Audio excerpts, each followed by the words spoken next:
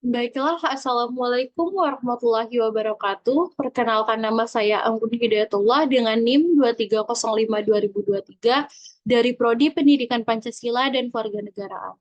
Di sini saya akan membuat video tentang sejarah pertumbuhan, kedudukan, dan fungsi bahasa Indonesia untuk melengkapi tugas ujian tengah semester Bahasa Indonesia. Pertama, sejarah pertumbuhan bahasa Indonesia. Bahasa Indonesia berasal dari bahasa Melayu. Bahasa Indonesia berkembang dan dikembangkan dengan modal utamanya adalah bahasa Melayu yang penuturan aslinya berasal dari daerah Melayu, yakni sebagian besar daratan Pulau Sumatera dan daratan Malaysia sekarang. Nah, maksud dari konsep berkembang adalah bahwa bahasa Melayu digunakan oleh penuturnya secara alamiah. Perkembangan ke arah yang lebih modern sesuai dengan tuntunan zaman penuturnya. Sedangkan maksud konsep dikembangkan di sini adalah bahwa bahasa Melayu dikembangkan secara terencana yang biasanya dilakukan oleh lembaga-lembaga resmi baik sebelum kemerdekaan hingga sekarang. Secara resmi, pemikiran bahasa Melayu menjadi bahasa Indonesia telah ditekankan melalui Sumpah Pemuda pada 28 Oktober 1928 yang berbunyi, "Kami putra dan putri Indonesia menjunjung bahasa persatuan bahasa Indonesia."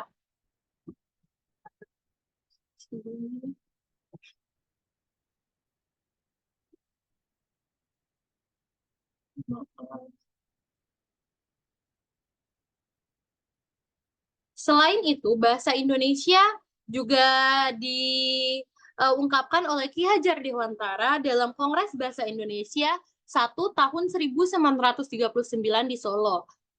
Dan juga diungkapkan pula dalam Kongres Bahasa Indonesia II pada tahun 1954 di Medan yang berbunyi bahwa asal bahasa Indonesia ialah bahasa Melayu. Dasar bahasa Indonesia ialah bahasa Melayu yang disesuaikan dengan pertumbuhan dalam masyarakat Indonesia.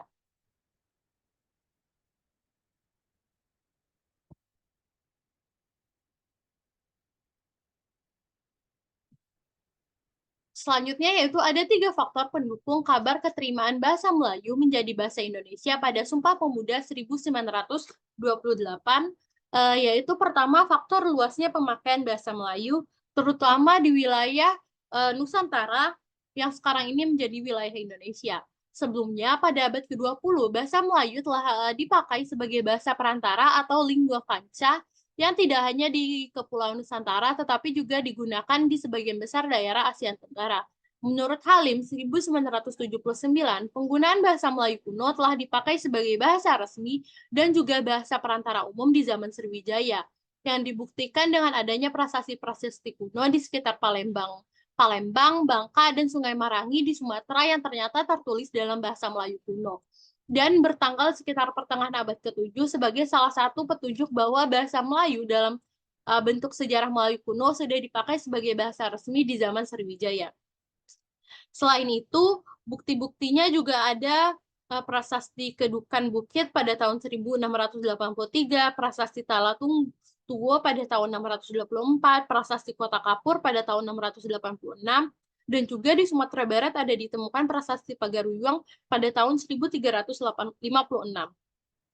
Nah, bukti-bukti tersebut menunjukkan bahwa pada masa kejayaan Kerajaan Sriwijaya, bahasa Melayu telah dipakai bukan saja sebagai bahasa resmi, tetapi juga dipakai sebagai bahasa kebudayaan, bahasa perdagangan, dan bahasa penghubung antar daerah wilayah Nusantara dan Asia Tenggara.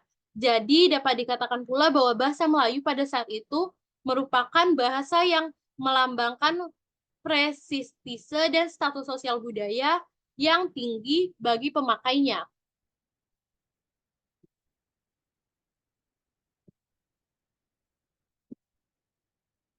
Selanjutnya yaitu faktor berterimanya, yang kedua yaitu faktor berterimanya penggunaan bahasa Melayu dalam sastra. Rossi di 1968 mengungkapkan bahwa sejak abad ke-19 telah banyak karya sastra menggunakan bahasa Melayu yang ditulis oleh orang-orang berasal dari Kepulauan Riau dan Sumatera. Sesuai dengan catatan sejarah sastra Indonesia, awal perkembangan Susastraan Nasional Indonesia dihitung sejak 1920 ketika penerbit Balai Pustaka pertama kali menerbitkan roman dengan menggunakan bahasa Melayu tinggi yang berjudul Azab dan Sengsara karya Merti Siregar. Sejak saat itu, Balai Pustaka berturut-turut menerbitkan roman dengan menggunakan bahasa Melayu. Faktor yang ketiga yaitu penggunaan bahasa Melayu dalam persuratkabaran. Rosidi 1968 mengungkapkan bahwa pada akhir abad ke-19 banyak surat kabar yang dicetak dengan menggunakan bahasa Melayu. Surat kabar tersebut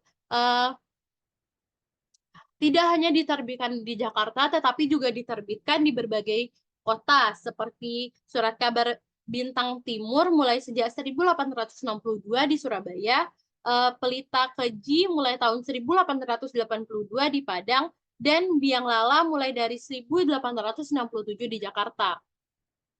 Perkembangan bahasa Melayu menjadi bahasa Indonesia diperkaya oleh berbagai bahasa daerah dan bahasa asing. Pemerkayaan ini terutama dalam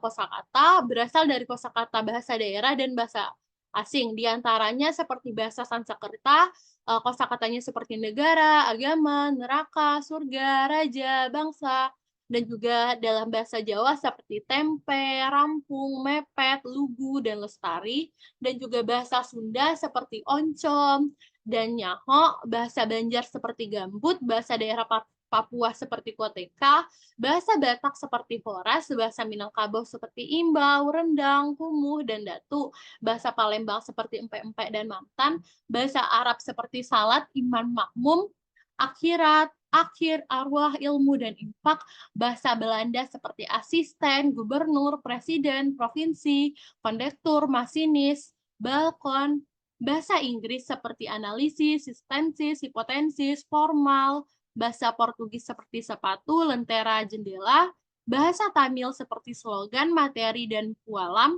bahasa Perancis seperti salut dan trotoar, bahasa Parsi seperti peduli dan kenduri, bahasa Cina seperti bakwan, bakso, bakmi, tauco, dan tauge, bahasa Jepang seperti samurai, karate, judo, dan kimono. Selanjutnya, kedudukan bahasa Indonesia. Bertolak dari sejarah pertumbuhan bahasa Melayu menjadi bahasa Indonesia yang telah saya jelaskan sebelumnya, dapat dikemukakan kedudukan bahasa Indonesia sebagai bahasa nasional dan bahasa negara. Nah, yang pertama, kedudukan bahasa Indonesia sebagai bahasa nasional. Kedudukan itu melekat sejak Sumpah Pemuda pada 1968 dengan ikrar yang berbunyi menjunjung tinggi bahasa persatuan bahasa Indonesia. Sejak 28 Oktober 1928, secara resmi telah diakui bahwa bahasa Indonesia sebagai bahasa nasional. Selanjutnya, kedudukan bahasa Indonesia sebagai bahasa negara. Pada 18 Agustus 1945, diakui keberadaan bahasa Indonesia sebagai bahasa negara. Kedudukan itu termaktub dalam pasal 36 UUD 1945 yang berbunyi bahasa negara adalah bahasa Indonesia. Berarti sejak saat itu kedudukan bahasa Indonesia di samping sebagai bahasa nasional juga sebagai bahasa negara. Nah, setelah kita mengetahui kedudukannya di sini, kita juga dapat mengetahui fungsi bahasa Indonesia. Fungsi bahasa Indonesia sebagai bahasa nasional yang pertama berfungsi sebagai lambang kebanggaan nasional. Yang kedua, berfungsi sebagai lambang identitas nasional. Yang ketiga, berfungsi sebagai alat pemersatu berbagai suku bangsa. Yang keempat, berfungsi sebagai alat penghubung antar daerah dan antar budaya. Sebagai bahasa negara, bahasa Indonesia berfungsi sebagai yang pertama, sebagai bahasa resmi kenegaraan. Yang kedua, sebagai bahasa pengantar di dalam dunia pendidikan. Yang ketiga, sebagai alat penghubung pada tingkat nasional untuk kepentingan perencanaan dan pelaksanaan pembangunan nasional, serta kepentingan pemerintahan. Yang keempat, bahasa Indonesia berfungsi sebagai alat perkembangan kebudayaan, ilmu pengetahuan, dan juga teknologi. Nah, selanjutnya yaitu ragam bahasa Indonesia. Nah, ragam bahasa Indonesia menurut Alwi 1998 membedakan ragam bahasa Indonesia berdasarkan penuturan dan berdasarkan pemakaian bahasa. Berdasarkan penuturan, menurut tinjauannya yaitu berdasarkan daerah asal penutur. Ragam bahasa Indonesia dari sudut daerah penutur ini sering disebut dengan logat. Dengan demikian, akan terdapat beragam logat bahasa Indonesia, seperti logat Batak, Minang, Manado, Bali, Melayu, dan lain sebagainya. Nah, berdasarkan pendidikan penutur, eh, ragam bahasa Indonesia ini jelas berbeda yang digunakan oleh orang yang berpendidikan dan orang yang tidak berpendidikan. Oleh karena itu, dapat dibedakan adanya bahasa Indonesia ragam orang berpendidikan dan bahasa ragam Indonesia oleh orang yang tidak berpendidikan. Nah, selanjutnya berdasarkan sikap penutur. Ragam bahasa Indonesia menurut sikap penuturnya disebut dengan ragam gaya atau lagam. Oleh karena itu, bahasa Indonesia yang digunakan para penuturnya berdasarkan sikapnya dapat dibedakan atas beberapa macam, yakni bahasa Indonesia ragam resmi, ragam akrab, ragam santai, dan lain sebagainya. Nah, berdasarkan jenis pemakainya, pemakaian bahasa menurut tinjauannya yang pertama yaitu berdasarkan pokok persoalan. Setiap pokok persoalan atau bidang yang dibicarakan telah memperlihatkan bahwa variasi bahasa Indonesia sesuai dengan bidang itu. Misalnya, penggunaan bahasa Indonesia oleh aparat TNI dan juga oleh dokter akan berbeda. Selanjutnya, berdasarkan sarananya, dapat dibedakan atas ragam bahasa Indonesia lisan dan ragam bahasa Indonesia tulisan. Selanjutnya, berdasarkan gangguan percampuran. Nah, pada dasarnya, bahasa Indonesia dapat dibedakan atas ragam Indonesia yang mengalami pencampuran dan ragam Indonesia yang tidak mengalami pencampuran. Nah, sekian penjelasan materi bab 1 saya mengenai sejarah pertumbuhan, kedudukan, dan fungsi bahasa Indonesia. Apabila ada kesalahan, saya mohon maaf. Wassalamualaikum warahmatullahi wabarakatuh.